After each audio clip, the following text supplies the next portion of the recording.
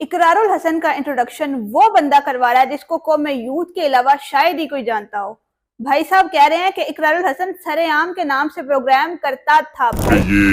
ये के ऊपर प्रोग्राम किया करता था सरेआम के नाम से। भाईजान वो सरेआम के नाम से प्रोग्राम करता है। आगे सुने, ये कह रहे हैं कि इकरारुल हसन छोटे छोटे गुंडों को पकड़ता है। तो आपकी इत्तला के लिए अर्ज है कि इकरारुल हसन ने एसएसजी के जाली मेजर जो कि ओरिजिनल कमांडो था उसको पकड़ा। इकरारुल हसन ने लेस्को के डिप्टी डायरेक्टर को पकड़ा, असिस्टेंट कमिश्नर पकड़े, डीएसपीज पकड़े और मौजूदा मिनिस्टर के घर की बिजली चोरी को पकड़ा। आगे ये भाईजान कह रहे हैं कि इकरारुल हसन छोटे छोटे मगरमच्छों को पकड़ता है। भाईजान या तो मगरमच्छ होते हैं या तो छोटे होते हैं, छोटे लोगों को मगरमच्छ नहीं कहते। इमरान खान साहब की वो लाइन कि एक तो ये पढ़े लिखे नहीं है, ऊपर से कोशिश भी नहीं करते, इसी गालम गलोच के टोले पे ज्यादा फिट बैठती है। इकरारुल हसन इस्टेब्लिशमेंट पे तनकीद करता है मुल्क पे बैठ के। इकरारुल हसन मौजूदा हुकूमत पे तनकीद करता है मुल्क में बैठ के।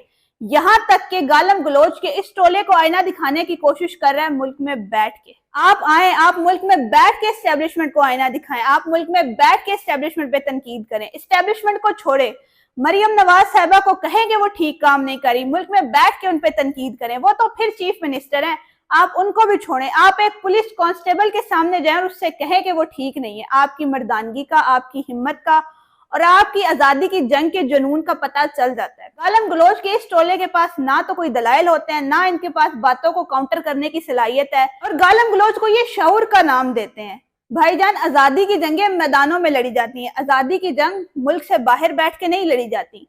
मुल्क से बाहर बैठ के मुल्क पे भौंकना, मुल्क के लोगों पे भौंकना, बकवासियात करना कुत्तों का काम है, मर्दों का नहीं।